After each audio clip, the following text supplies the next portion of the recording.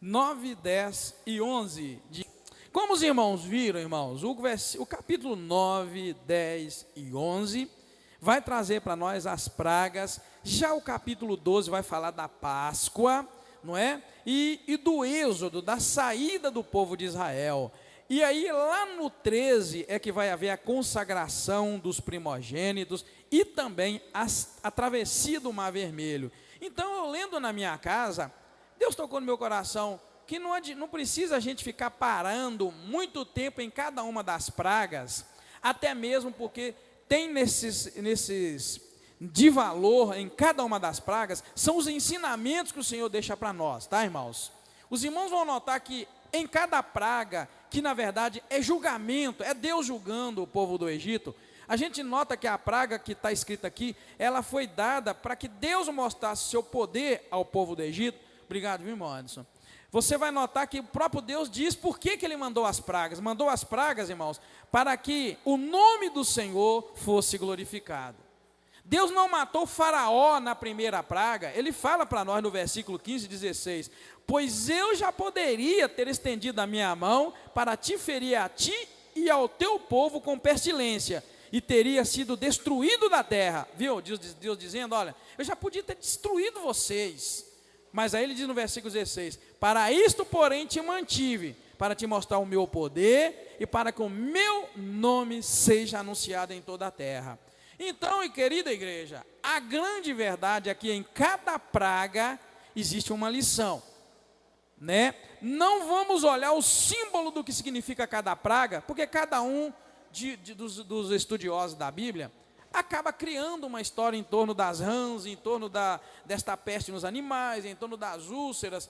Mas o que importa para nós é o seguinte, irmãos: no finalzinho de cada praga, vocês viram uma coisa. No entanto, Deus endureceu o coração de Faraó. Meu irmão, e sabe qual a lição que eu tiro disso? Lembra do rei Nabucodonosor, que também Deus acabou usando aquele homem para que o nome dele fosse glorificado, porque ele não glorificou a Deus, Deus o fez viver terrivelmente, para depois o exaltá-lo outra vez. Sabe o que eu aprendo com essa expressão, Deus endureceu o coração de Faraó? Irmão, eu aprendo uma coisa, e eu clamo de joelhos a Deus, sabe qual? Deus, não endureça o meu coração.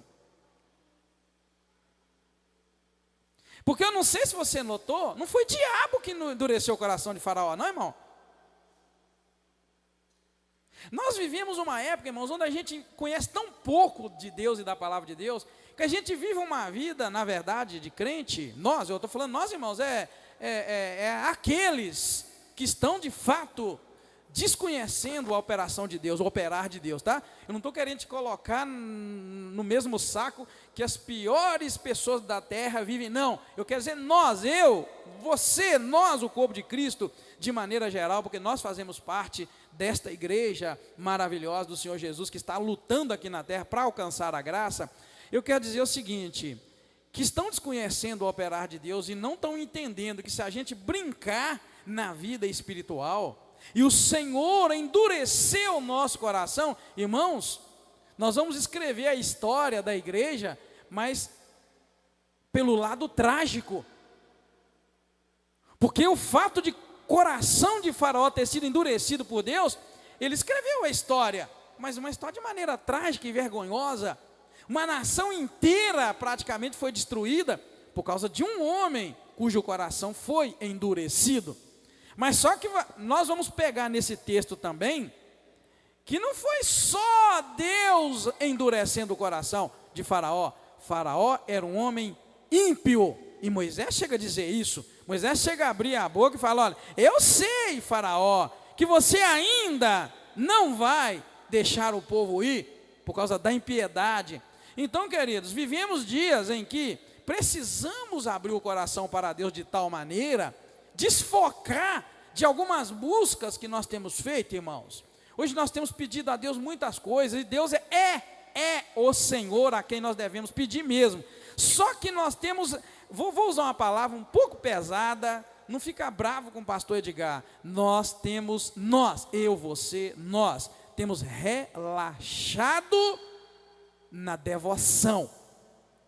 Não tenha medo da palavra devoção, por causa daquela igreja que muitos de nós saiu e era devoto disso, devoto daquilo, devoto daquilo. Eu estou falando da nossa devoção ao único Deus verdadeiro, irmãos. Nós temos relaxado, eu quero dizer, afrouxado um pouco, tá? Nós temos afrouxado um pouco. Os irmãos que já moraram na roça e já tocaram algum animal, sabem que às vezes o animal tem que ser mantido numa corda, num cabresto, num laço. E se você bobear e afrouxar um pouco o laço, aquele animal escapa.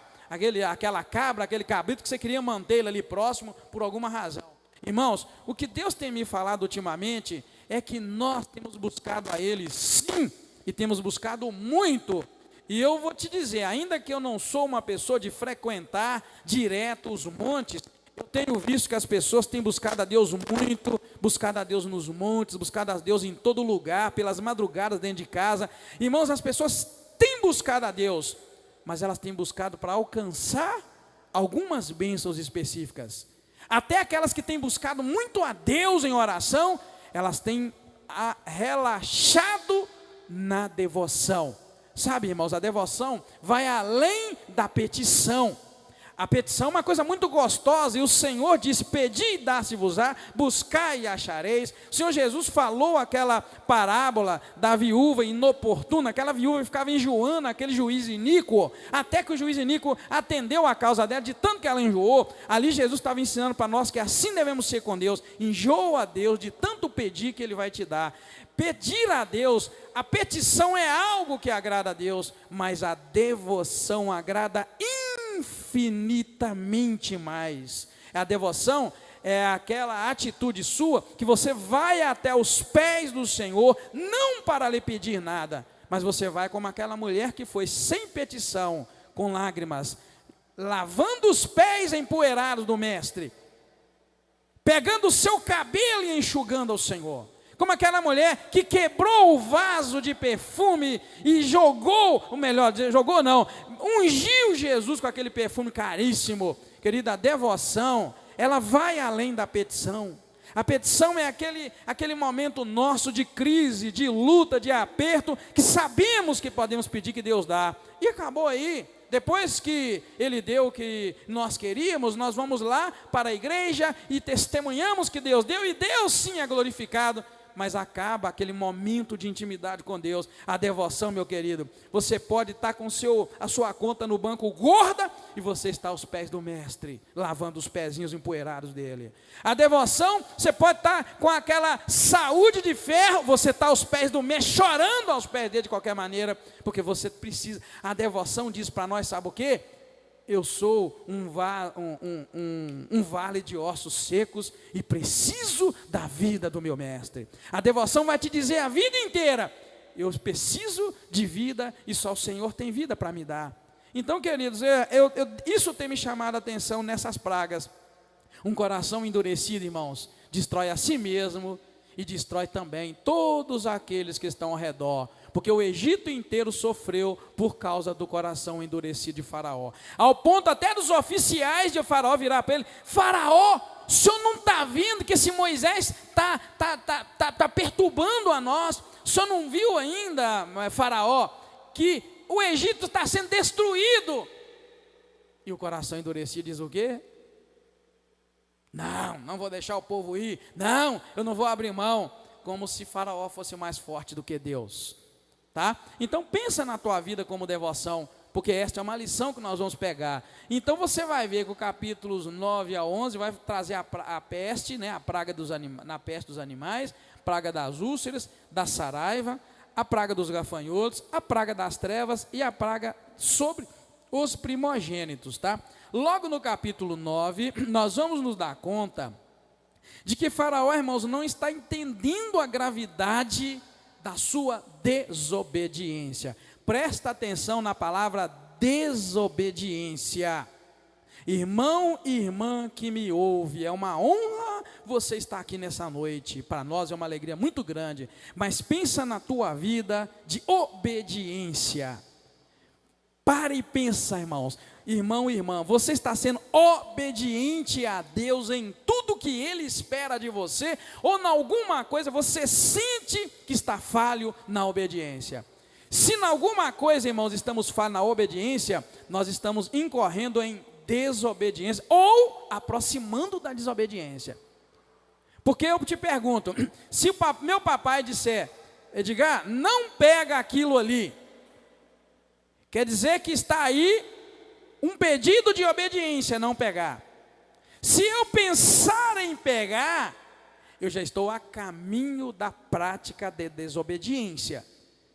Mas se eu for olhar pelo lado de que para Deus o ato em si, feito ou não faz diferença para Deus. Lembra lá quando Jesus foi falar de adultério e ele virou para os seus discípulos e disse que quando um homem olhar para uma mulher com uma intenção impura no seu coração, ele já adulterou com ela. Isso implica que para Deus o homem não precisava ou precisa deitar-se com uma mulher que não é sua para que o adultério seja consumado. No reino espiritual, para Deus, só o pensar, o desejar, já consumou o fato. Então, o reino espiritual, parece que as coisas acontecem, pela Bíblia, parece que as coisas se concretizam no reino espiritual antes de elas se materializarem. Não é? Isso é coisa muito boa para nós, muito bonita a gente entender. Então não é necessário que o ato se aconteça, seja consumado no reino espiritual, ele acontece antes. Se eu penso em um mal, se eu projeto algum mal, para Deus, já fiz.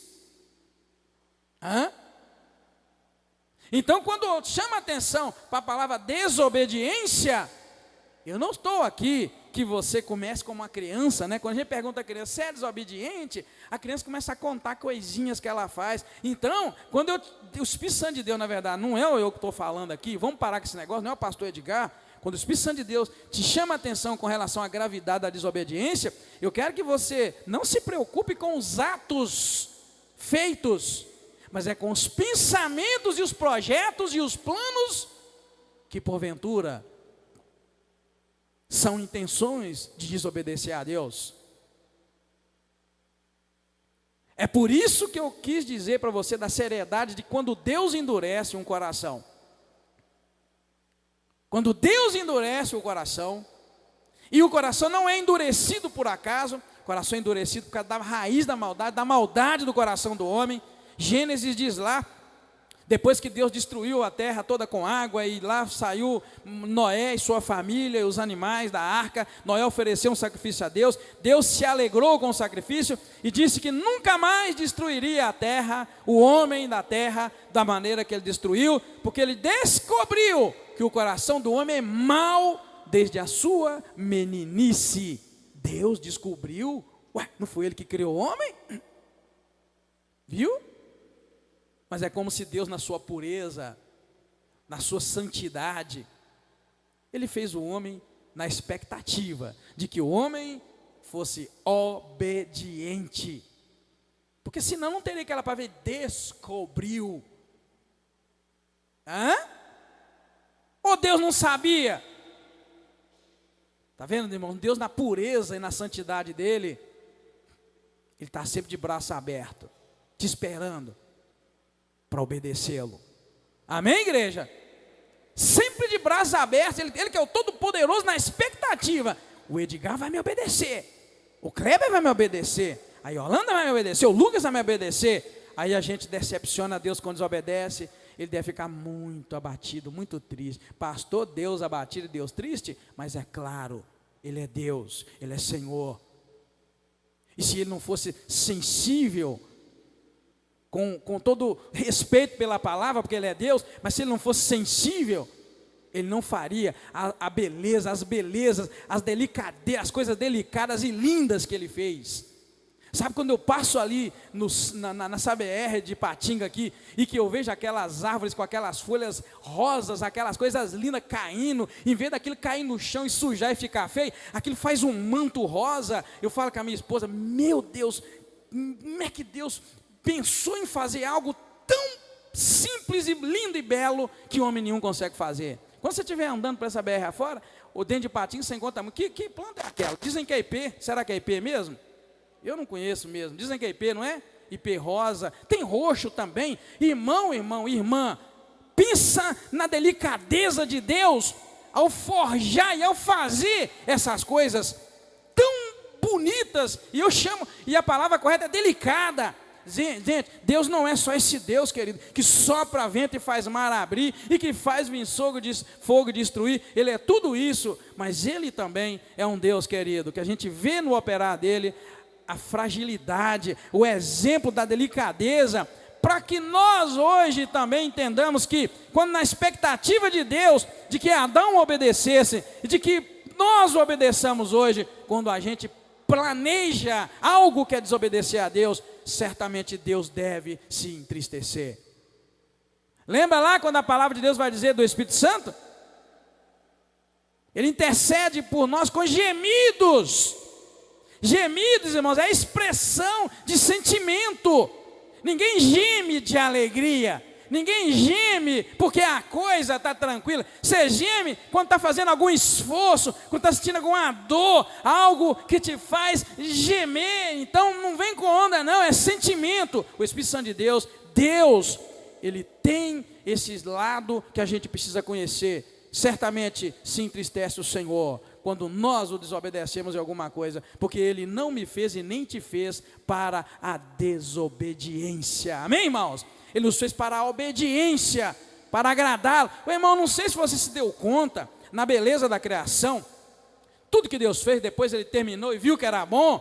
Vou te dizer uma coisa, irmãos, você vê que o único registro de aproximação de Deus não é de nenhum dos animais, não é de nenhum dos astros, do sol, da lua, das estrelas, não é de nenhum das águas acima, nem as águas dos lagos, dos rios, dos mares. Irmão, nenhum dos animais. Meu Deus, essas árvores lindas, esses animais lindos que o Senhor fez, Ele fez, irmãos, e teve contato, o registro de contato, de comunhão, de conversa, foi com Adão, foi com o homem, foi com Eva. Então existe aí uma expectativa de Deus, de que toda a criação que Ele fez perfeita e linda, de todas elas, toda a criação, eu e você, é comigo e com você que Ele quer ter comunhão, que Ele espera a devoção, que Ele espera uma conversa, que Ele espera uma reação nossa, positiva, não é? Eis que estou à porta e bato, não é assim que diz a palavra? Olha bem, eu quero comunhão, estou batendo na porta, que se abrir a porta, eu vou entrar, vou me assentar, vou cear com Ele, Ele comigo. Então, irmãos, a obediência é uma palavra-chave na nossa vida e na minha vida. Não esqueça daquela palavrinha devoção. Deus espera a devoção de mim e de você. Agora, você sabe muito bem, na semana passada nós falamos sobre isso. Às vezes, nós não fazemos o que Deus espera.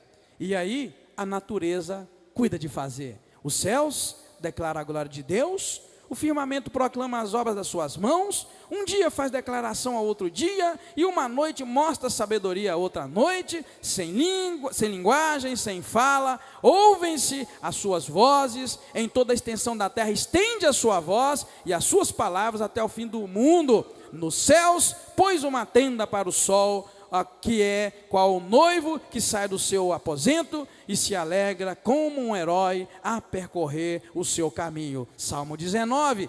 Quando eu e você não cumprimos a nossa parte na devoção com Deus, quando eu não consigo abrir a minha boca e declarar a glória de Deus, o céu faz isso por mim. É o que o Salmo 19 está dizendo. O Salmo 19 é um poema muito bonito, é um salmo de Davi. Mas tem gente que encara isso de uma maneira muito simples, quando os céus declaram a glória de Deus. Querido, o céu declara a glória de Deus, mas foi eu e você que Ele fez para conversar com Ele, hein? Está vendo? O firmamento proclama as obras das mãos de Deus, mas foi eu e você, foi Adão que Ele fez para conversar. Era com Adão que ele chegava na virada do dia e perguntava: Adão, você está aí? Devoção. Está vendo? Um dia faz declaração outro dia. Ó, que beleza, irmão. O dia de ontem fez declaração para o dia de hoje. E o dia de hoje é quando? Hoje é 6 de outubro? O 6 de outubro, declaração para o 7 de outubro ou para o 5. Um dia faz declaração. E qual foi a última vez que você fez uma declaração para aquele que espera de você uma declaração. Hã? Qual dia você pôde dizer: Deus, eu te amo? Aí a irmã Yolanda que falou hoje. Qual foi a última vez que você olhou um pássaro e ficou bobado? Falou: Deus, eu te amo. Porque o Senhor está cuidando daquele pássaro, Senhor. Ah, irmão. Um dia declara, outro dia. Uma noite mostra sabedoria, outra noite. E a Bíblia diz que sem linguagem e sem fala, a gente ouve a sua voz. Ah, meu irmão, vamos seguir no estudo, só para você ver que estamos aí agarrados nesse primeiro versículo, para te mostrar, estamos falando de 1 ao 7, da praga da peste dos animais. Faraó não entendia a gravidade da sua desobediência, ele não estava entendendo que era gravíssimo a sua desobediência. Todo o seu gado, do versículo 1 ao 7, é destruído, irmãos, ao passo que o gado de Israel é poupado, mas o seu coração ainda continuava endurecido. Irmão e irmã, tudo isso foi Deus que fez, mas está os exemplos para nós. Nós precisamos parar para pensar. Se porventura estivermos passando alguma luta, alguma dificuldade, a gente precisa rever a nossa devoção com Deus, porque um coração duro não consegue manter comunhão com o Senhor. Um coração endurecido não consegue fazer declaração para Deus. Você já notou isso? Maridos, homens aqui casados, você já fez alguma declaração para sua mulher? Mulher, você já fez alguma declaração para o seu marido? Não é que quando o coração é endurecido a gente não consegue? Claro que não. Ah, pastor, mas eu sou tímido, sou vergonhoso, Então vamos quebrar esse trem. Ele é teu marido, ela é a tua esposa. Ah, pastor, porque isso vem de família. Então vamos quebrar essa maldição de família. Ele é teu marido, ela é tua esposa. Ah, pastor, eu sofri tanto na vida que eu não consigo fazer declaração de amor. Eu vou dizer porque você não consegue fazer declaração de amor. Porque você sofreu muito e você tem dificuldade de amar. Essa é a verdade. A gente não mostra que ama, porque, e você lembra o que eu te disse aqui no início? Que no reino espiritual as coisas acontecem primeiro do que no material. Então quando no material eu não consigo declarar e mostrar amor, é porque na verdade no reino espiritual o inimigo está me vencendo, e na verdade eu não amo. Eu convivo, mas eu não amo. Sabia disso? E aí a gente transfere essas coisas para Deus. E também não declaramos a Deus quem Ele é, não reconhecemos quem Ele é. Na verdade, Deus não precisa de que eu diga o que Ele é, porque Ele vai continuar sendo Deus, queira eu crer ou não. Mas qual a última vez que você olhou para a obra de Deus e glorificou o Senhor pelo que Ele está fazendo, pelo que Ele fez? Está vendo, irmão? Todo esse primeiro versículo aqui, do 1 ao 7, nós vamos ver que Faraó não estava compreendendo, porque a Bíblia diz que não sofreu danos animais dos egípcios, mas Faraó continuou com o seu coração endurecido. Bem, do versículo 8 ao 12, mostra a praga das úlceras. Se os irmãos não notaram ainda, eu vou dizer para vocês, as pragas tinham níveis de sofrimento e de dano. Não sei se vocês notaram. Deus começou meio que muito macio, tranquilo, e foi apertando até chegar no capítulo 11, quando Deus disse assim: agora o trem vai ficar feio, eu vou mandar mais uma praga, e esta praga é a última. E no capítulo 10, Moisés chegou a dizer: nunca mais mesmo eu vou ver tua face não, porque ali Deus já estava determinando: você vai morrer, Faraó, vocês vão morrer.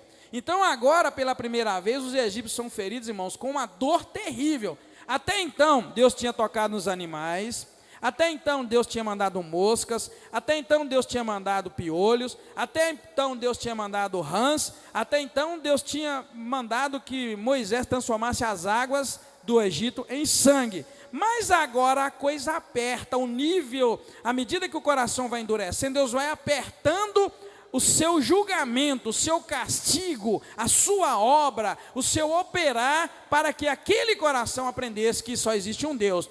Agora, irmãos, já não é mais nas coisas e nos animais. Os egípcios são feridos com dor causada por essas úlceras. Umas traduções diz tumores, mas não importa. Era coisas que brotavam no corpo deles, aquilo estourava e virava ferida. Agora está doendo na pele. Deus os estava avisando de que seus julgamentos, ou seja, o julgamento de Deus, não tem limites. Meu querido irmão, minha irmã que me ouve, agora vamos falar de Brasil. Vamos falar de mundo, de nação. Este mundo precisa saber que os julgamentos de Deus não têm limites.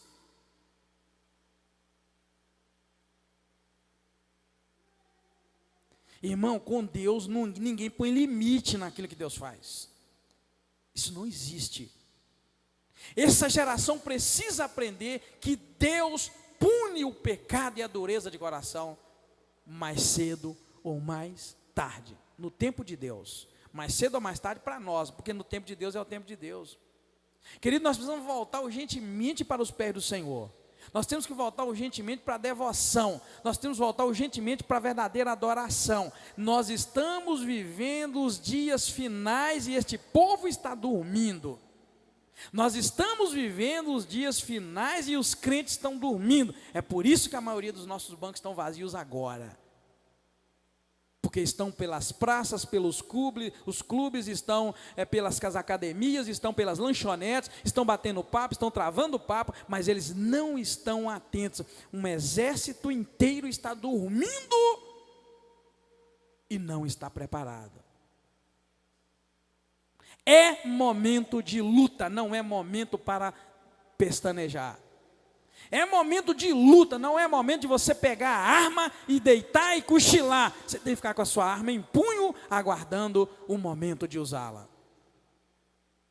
As pessoas não estão entendendo. Esta geração está dormindo. Soldados vestidos, armados, preparados para a guerra, mas estão se embebedando com o vinho, com a embriaguez deste mundo.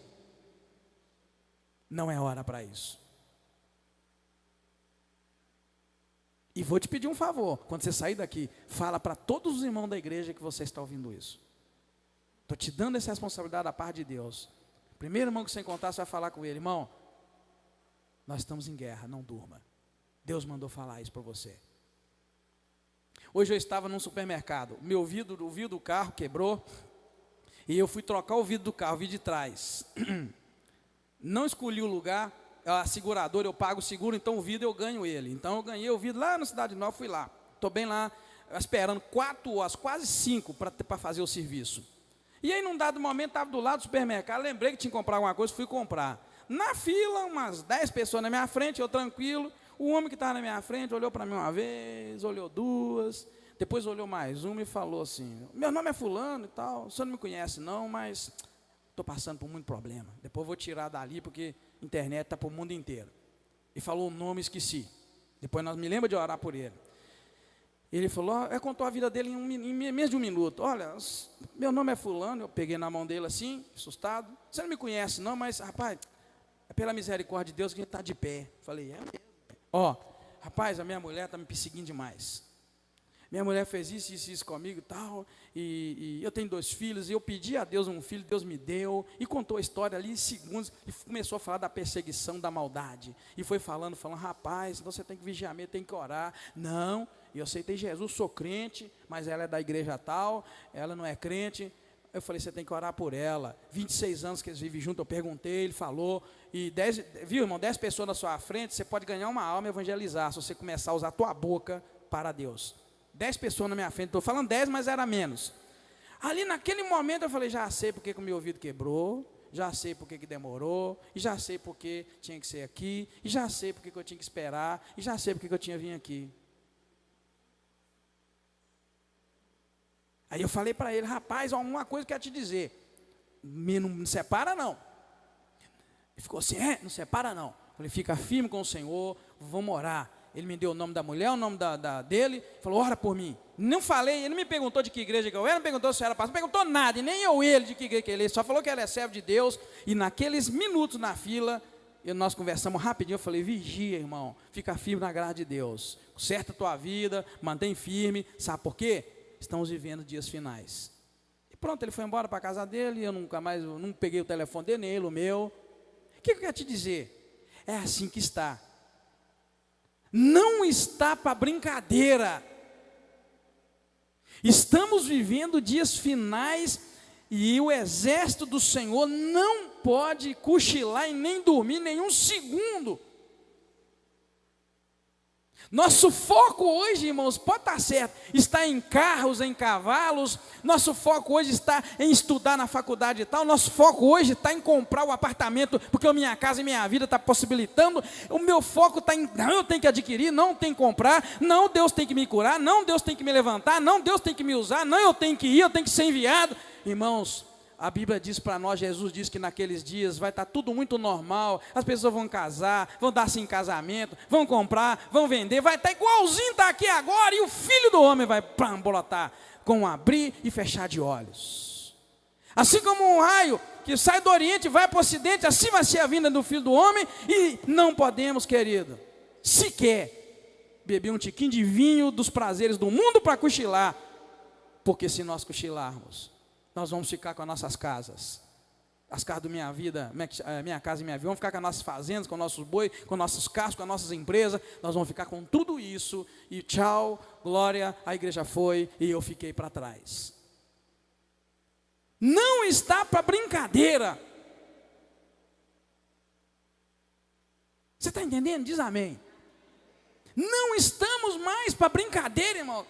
Aquele tempo mole, aquela época mansa, acabou. Eu não sei se você percebe isso no reino espiritual, mas as coisas acontecem primeiro no reino espiritual do que depois no material. Eu não sei se você notou, mas é assim que está acontecendo. Então, querido, esse julgamento do Senhor é um aviso de Deus que o seu julgamento não tem limite. Deus não dá para brincadeira. Nós temos brincado com Deus, irmão, durante esses anos.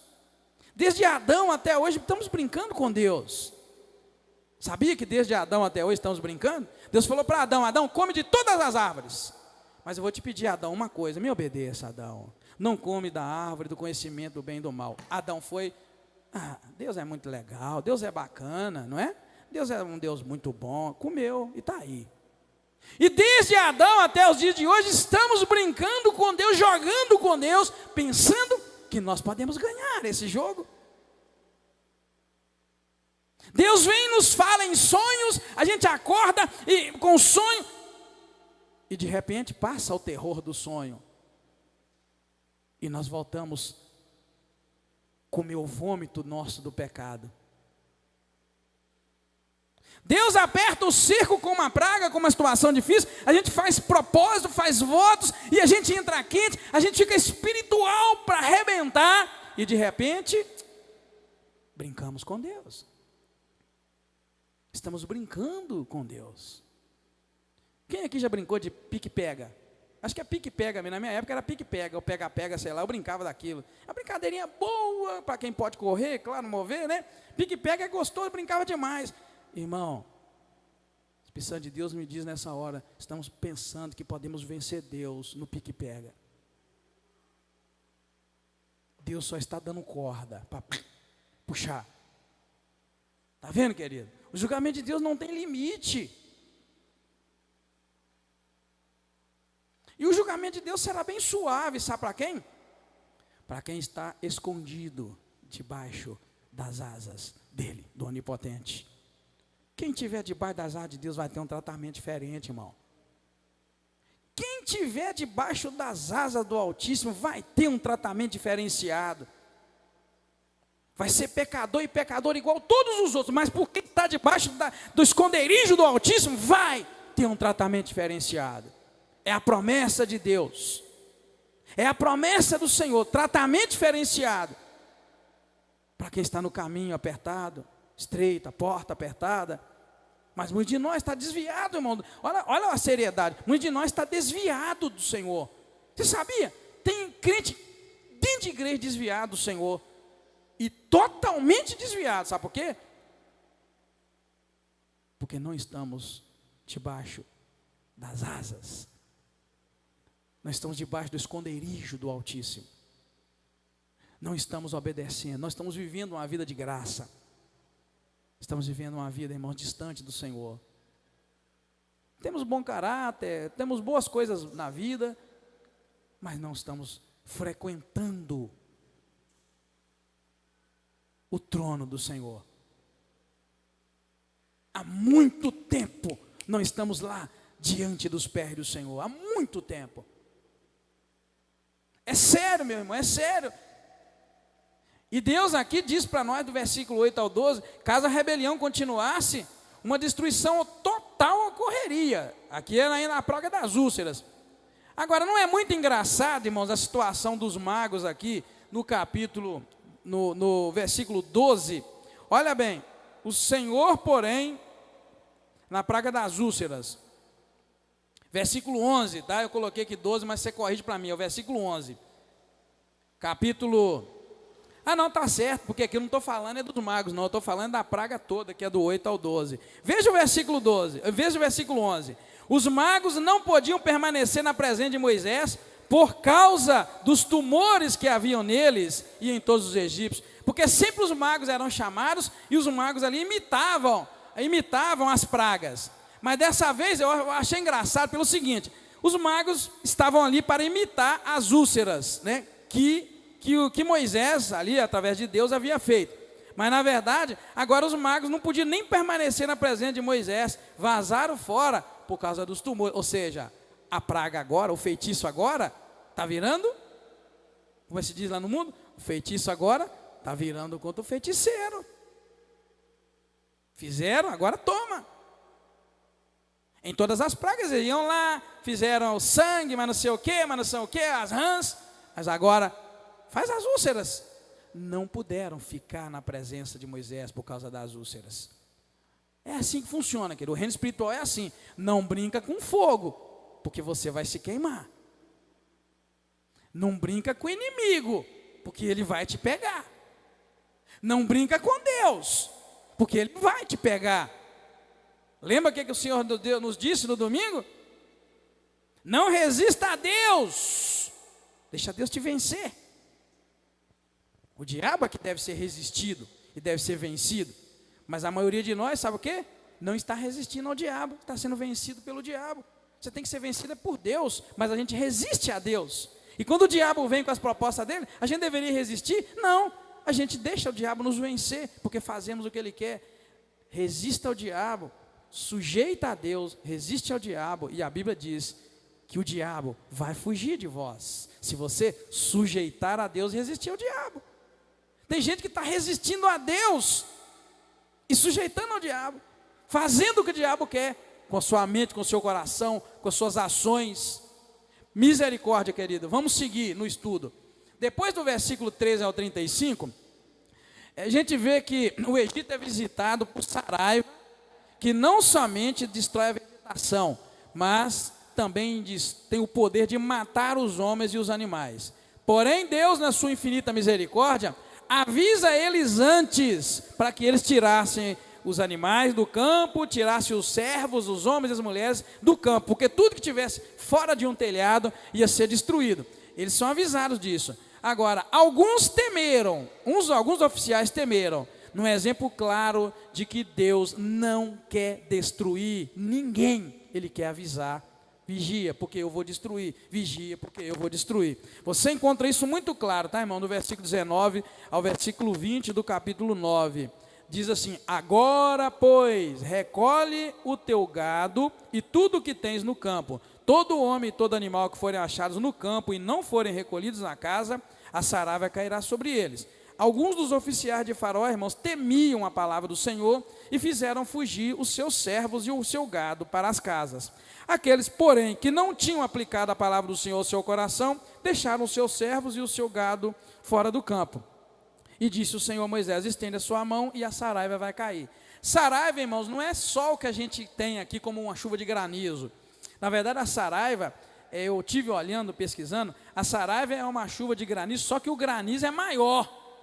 Não são aquelas pedras que a gente está acostumado a ver que cai aí, pedra dessa pequenininha, menorzinha, maior, são pedras muito grandes. E aqui diz para nós que não foi só também chuva de pedra, também foi fogo. Foi uma coisa aterrorizante.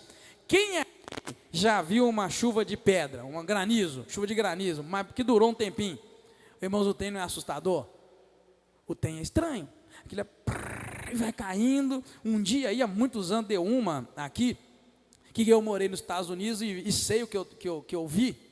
Ficou igualzinho tivesse nevado, um tanto assim, só que é duro. Caiu aquilo para o chão afora e ficou alto assim, e depois eu peguei uma pedra daquela, eu dei uma lavadinha nela, pus na boca, falei, gente, que experiência, isso é poluído, não faça isso. Eu peguei só um pedacinho, e eu vi um gelo, eu olhei para o céu e falei, meu Deus, o Senhor é capaz de cada coisa, só que aqui dá medo, e o que o povo de Israel viu foi infinitamente maior, mas, mais uma vez, Deus está mostrando sua misericórdia quando Ele avisa. Ô irmão, duas palavrinhas eu quero te dizer nessa noite. Os oficiais de Faraó que temiam a palavra do Senhor obedeceram. Mas, diz a palavra no versículo 21, os que não tinham aplicado a palavra no coração não obedeceram. Meu irmão, eu te pergunto, você está obedecendo ou desobedecendo a palavra de Deus? Quando Deus te avisa que o julgamento dele está vindo, você é do tipo que obedece ou que desobedece? Não menospreze o aviso de Deus. Não menospreze. Aqui diz que um grupo de oficiais temiam a palavra do Senhor, gritaram com o céu, corre, vamos ficar dentro de casa, não vai trabalhar amanhã não, porque tem um aviso de Deus que vai cair saraiva do céu e vai matar tudo. Então, servo, não vai trabalhar, fica em casa. E põe meu gado, põe tudo meu debaixo do telhado, porque vai ter uma chuva brava de saraiva. Os que temiam fizeram assim. Mas a Bíblia diz que tinha alguns que não temeram e deixaram tudo correr solto. Meu irmão, escuta o alerta de Deus. Recolhe o teu gado. Recolhe o teu tesouro para o lugar protegido. Recolhe a tua vida. Recolhe a vida dos teus filhos, das tuas famílias. Põe a tua família debaixo da proteção do Altíssimo. Porque Ele tem avisado. A tempo e fora de tempo. Amém? E pastor, esse estudo está dando medo, não está? Está dando, eu sei, mas é para ter medo, tá? Faraó então, mas começa a esboçar um arrependimento temporário, mas mesmo assim, Deus mostra a sua misericórdia para que a fome não atingisse o povo. Não seria isto porque o Egito, irmãos, no tempo de José salvou o povo da fome? Acompanha aí, 9, 31 e 32, acompanha, diz assim: o linho e a cevada foram feridos, porque a cevada já estava na espiga e o linho em flor. 32, não foram, porém, danificados o trigo e o centeio, porque amadurecem mais tarde. Será que não é Deus lembrando aqui, o Egito salvou o meu povo de Israel da fome na época de José, então agora eu vou destruir toda a planta, mas eu não vou deixar este povo que um dia salvou o meu povo da fome, também passar fome. Na hora que eu li isso, eu caí de costa. Falei, que Deus maravilhoso. Até na hora do julgamento, Ele tem misericórdia. Meu coração dá vontade de pular daqui para fora agora de alegria, irmãos. Que até no julgamento de Deus, Deus se mostra misericordioso. Capítulo 10. Deus explica, irmãos, que os sinais ali eram para servir de testemunho. Versículo 1 e 2, ele diz assim, que endureceu o coração de Faraó, para que aquilo fosse contado aos filhos dos filhos, e as coisas que ele fez no Egito, os seus sinais que operam entre eles, para que todos soubessem que o Senhor é Deus. Então aquilo foi para testemunho, ele explica que estava fazendo aquilo para testemunho. Então Deus ameaça o Egito com gafanhotos, irmãos. Mas Faraó acaba barganhando com Deus, ainda que os seus oficiais já estivessem desesperados. E Deus então acaba mandando os gafanhotos. Se você notar bem aqui, ele acaba barganhando, porque mesmo sabendo que Deus estava pretendendo destruir, ele começa a impedir que as crianças com o povo de Israel. Aí diz o versículo 7, então os oficiais de Faraó disseram, até quando estes homens nos há de ser uma ameaça? Deixa ir os homens para que sirvam ao Senhor, o seu Deus. Ainda não sabes que o Egito está destruído, diz o versículo 7. Irmãos, até os empregados de Faraó já estavam vendo que o trem estava feio para o lado deles, mas Faraó continuava com o coração duro. Até Faraó. Os oficiais já estavam vendo. Então Deus, irmãos, desafia o principal deus do Egito, que é o deus Ra. Tá? Deus Ra é o deus do Egito, que é o deus Sol. Por que Deus desafia? Porque a próxima praga, do versículo 21, 29, o Egito fica 3 dias sem ver a luz do dia. Durante 3 dias Deus revela seu poder sobre este Deus deles aí, ó, o Ra. Somente Israel tinha luz. Faraó outra vez tenta barganhar com Deus. Mas nesse ponto, irmãos, da agora para frente, Deus já não exorta mais Faraó, não. Deus desce o porrete. Se você for olhar o julgamento de Deus, ele começa levinho, avisando. Depois ele toca na sua carne, que tocou na carne do Egito, Faraó. E depois, irmãos, ele tenta mais uma vez. Não teve jeito, ele te larga. Ele te abandona e deixa você fazer o que você quiser. E tem gente que desafia Deus. Sabia que muitas pessoas que desviam da presença do Senhor e vivem no pecado e todo tipo de pecado, eles acabam zombando de Deus? Lá no fundo eles pensam: cadê o Deus que me ensinaram? Cadê o Deus que papai e mamãe pregou, que faz e que não faz? Cadê o Deus que o pastor pregava? Cadê o Deus que eles falam que faz? Que nada, eu aqui vivendo meu pecado. Que Deus? Esse é o perigo. Por isso que Deus nessa noite está te chacoalhando, te chamando para devoção, para cara no pó. Deus está nos chamando para cara no pó, mas é para agradecer a Ele. Cara no pó para falar: Deus, eis-me aqui. Cara no pó para dizer: sabe o que, Deus, só estou aqui para te agradecer. Não é cara no pó para pedir. Você sabe que, vou dar uma palavra para você, você sabe que figuradamente Deus está meio enjoado de tanto que a gente pede Ele. Que dia que nós vamos pôr a cara no pó e falar: Deus, a minha cara está no chão, só para te agradecer. Obrigado, Deus, eu vou dormir, muito obrigado. Só isso. Não fica mais com aquela enrolação de oração, não. Sabe aquela oração de meia hora? Ô irmão, põe a tua cara no pó hoje e fala: Deus, minha cara está no pó, no chão, só para eu te agradecer. Muito obrigado, Deus, me dê uma boa noite, minha cara está no pó, só para reconhecer a tua soberania. E dorme, tranquilo. É isso que eu chamo de devoção, irmão. É você estar lá diante de Deus para agradecê-lo. Deus desafia esse Deus. Faraó tenta barganhar. E aí Deus resolve: então, olha, não vou te exortar mais não, Faraó. Agora o tem com você vai ser diferente. Aí entra o capítulo 11. Por que entra o capítulo 11? Porque Deus já começa falando para ele: vou mandar mais uma praga. Ele diz assim: disse o Senhor a Moisés: ainda uma praga trarei sobre Faraó e sobre o Egito. Só mais uma que eu vou trazer. Deus, irmãos, então ali ia despojar o povo de Israel antes de mandar a praga. Sabe o que é despojar? Despojar é tirar todas as riquezas.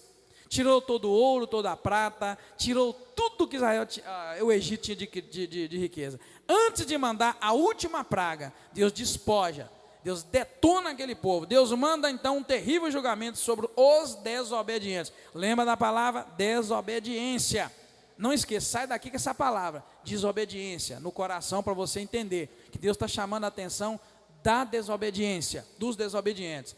Então Deus manda um terrível julgamento, no qual haveria um clamor, o Egito inteiro gritaria, clamaria de tanto sofrimento.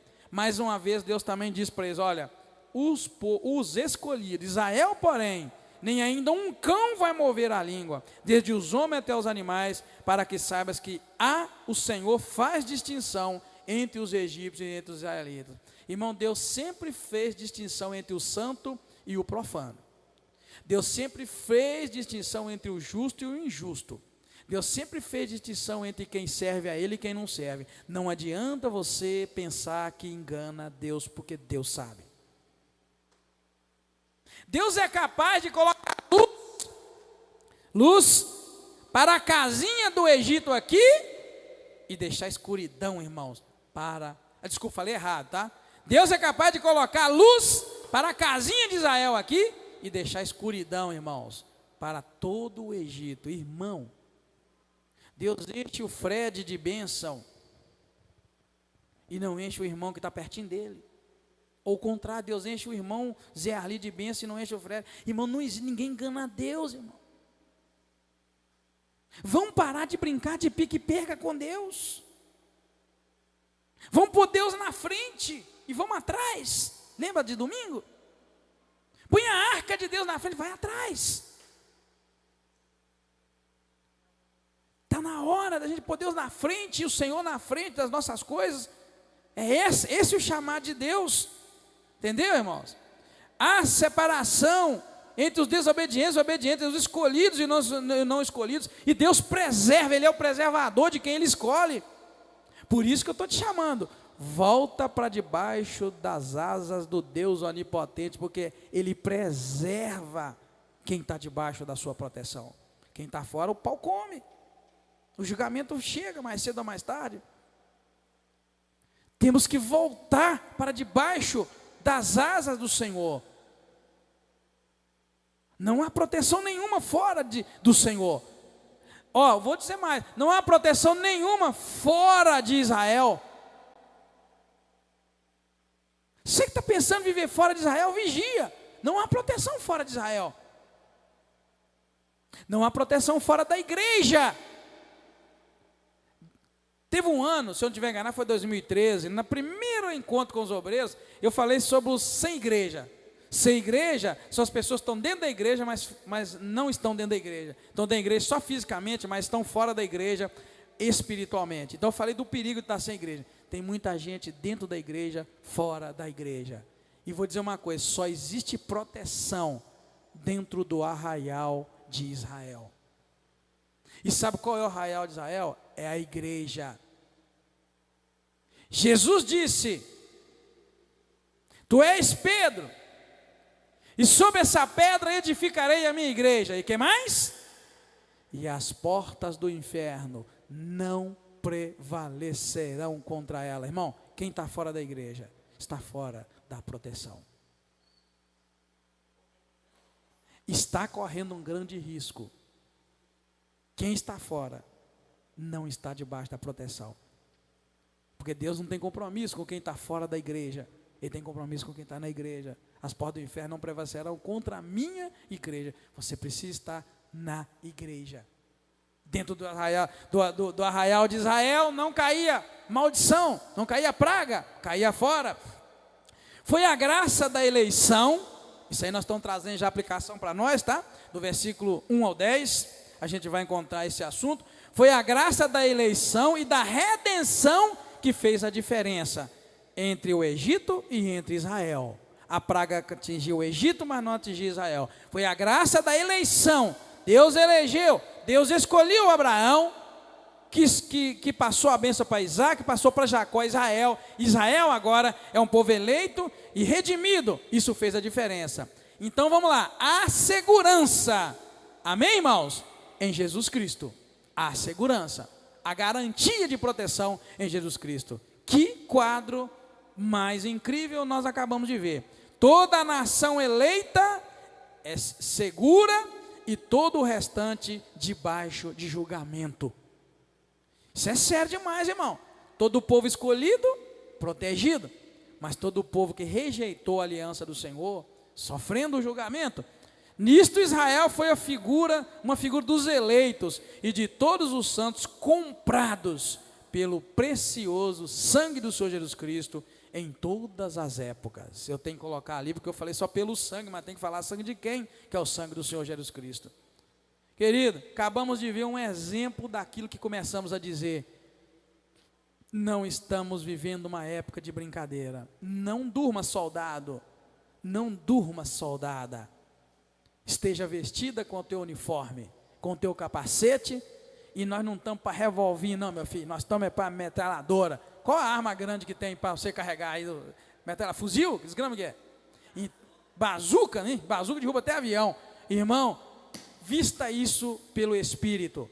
Anda vestido e anda vestida com roupa de guerreiro, capacete de guerreiro, óculos de guerreiro e arma bem pesada, porque é tempo de não dormir mais, em nome de Jesus. A maldição vai atingir toda a tenda que não esteja debaixo da eleição e da graça do Senhor. Esteja debaixo da eleição e da graça. Viva debaixo dessa graça, vigilante. Lembra lá o que Pedro escreveu pelo Espírito Santo de Deus? O inimigo, vosso adversário, anda ao vosso derredor, rugindo como um leão, buscando a quem possa tragar. Vigiai, sede sóbrio. No versículo 8, Faraó então é informado que todo o Egito logo se arrependeria de sua determinação em manter Israel sob a escravidão. Deus avisa, olha, logo, logo, você vai se arrepender, Egito, dessa maldade. Moisés então fala ousadamente as palavras de Deus a Faraó e sai demonstrando uma justa indignação. Porque eu vou dizer para você, o versículo 8 diz assim: e então todos os seus oficiais descerão a mim e se inclinarão diante de mim, dizendo: sai tu e o povo que te segue as pisadas. Depois disso eu sairei. E aí a Bíblia diz que saiu Moisés da presença de Faraó, ardendo em ira. E Moisés ficou bravo. E olha que Moisés era o homem mais manso que havia sobre a face da terra.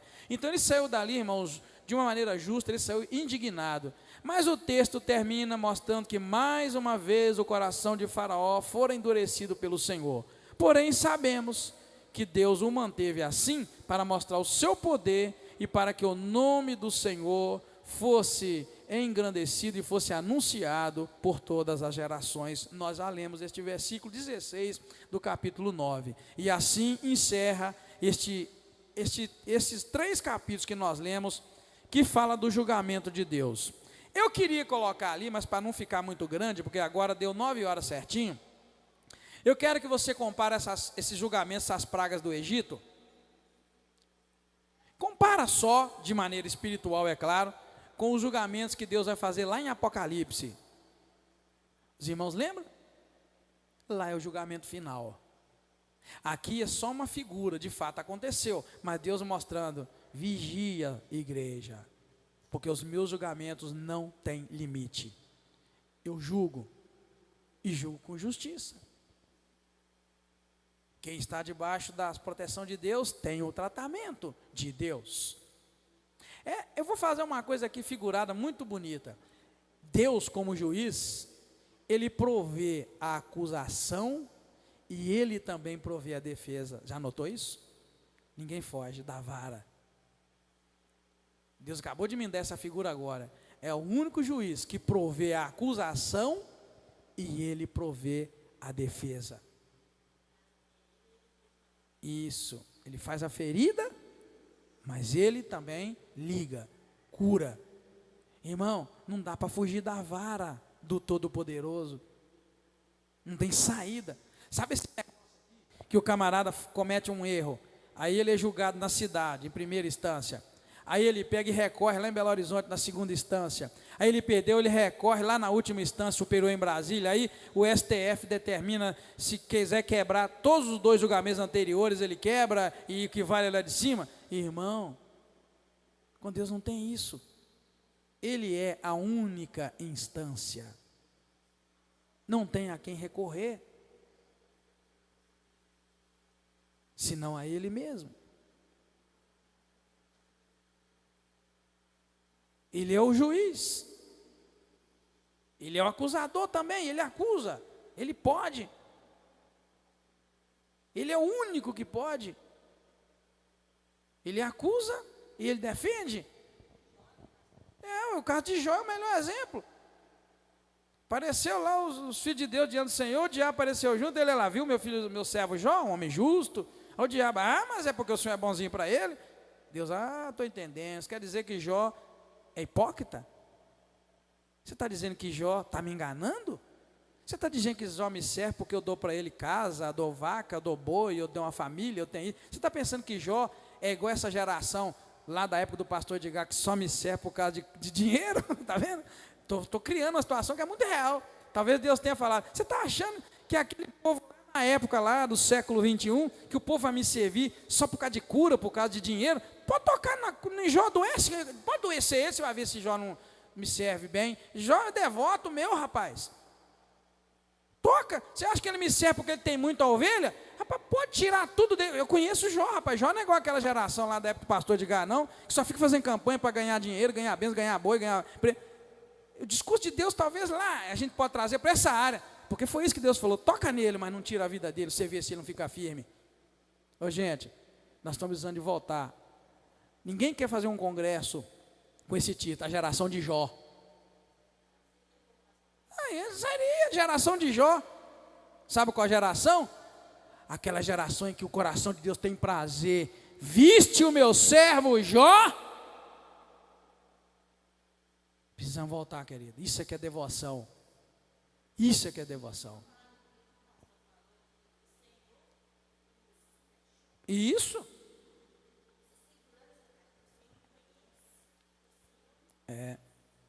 Deus conhecia Jó ao ponto de desafiar Satanás, irmão.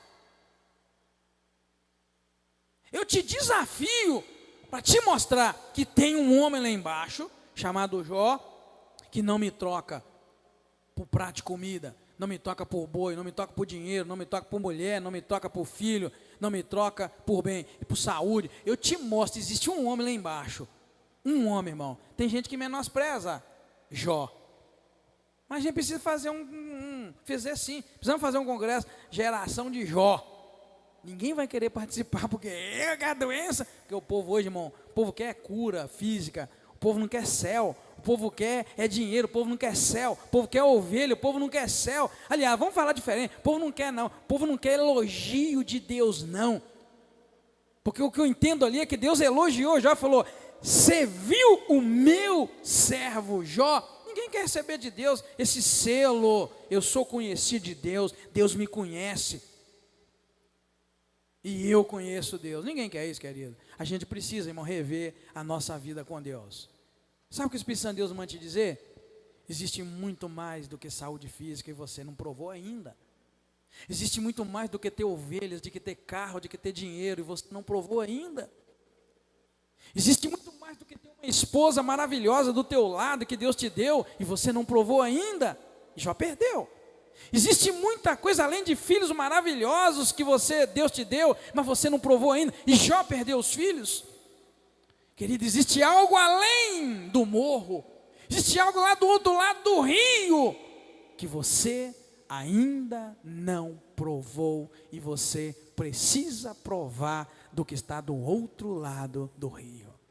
Existe algo que você ainda não provou que está do outro lado do Mar Vermelho.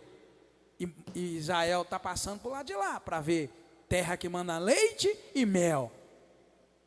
Terra boa, terra produtiva, terra próspera. Existe, querido.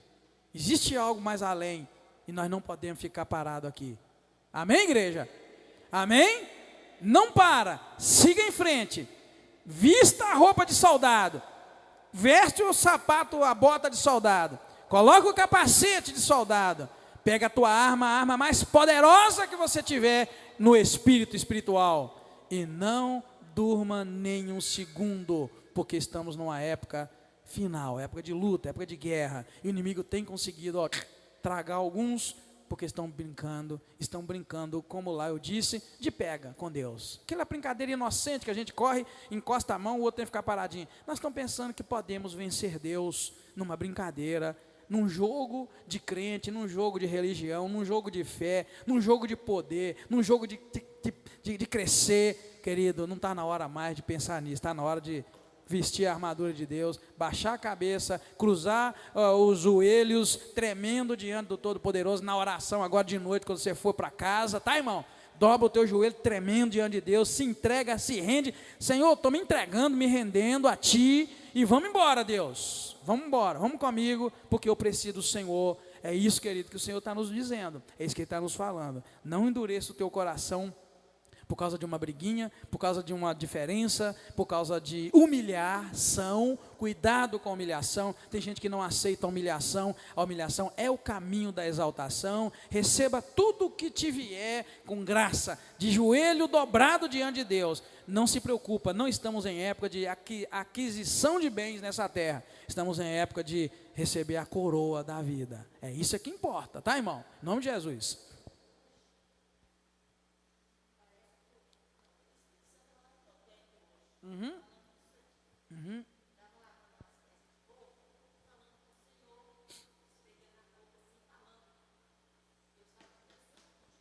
Aham.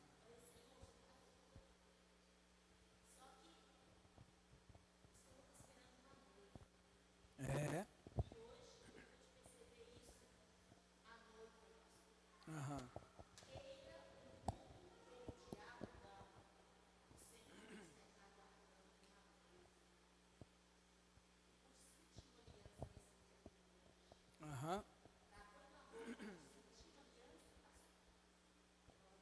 E é o selo, né? Aliança.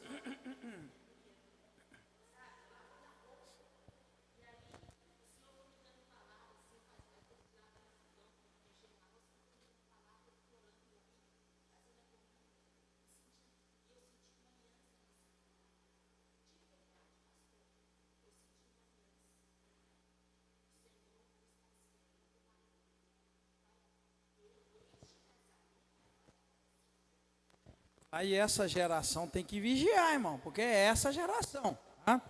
É essa geração. Os que foram, foram. E os sinais que a gente tem visto é de que esse tempo está próximo, tá? Dia e hora, não me pergunta. E se aparecer um bobão, uma bobona falando na televisão aí, você foge dessa pessoa que é falso profeta, é mentiroso. Dia, hora, a Bíblia diz muito bem, só o Pai sabe. E quando ele avisar o Senhor que está na hora, não vai ter tempo para ninguém chegar e dizer, ó, está na hora. A Bíblia orienta, vai ser uma coisa muito rápida. Só que a gente precisa estar um pouquinho mais preparado. Alguns irmãos, presta atenção, alguns irmãos e algumas irmãs que estão lá de joelho dobrado diante de Deus, estão recebendo sinais. Deus está mostrando, Deus está dando sonho, Deus está, sei lá, falando no coração, Deus está chamando para a presença dele. Mas tem muita gente que está desligado. Tem muita gente que está esperando, irmão, sabe o quê?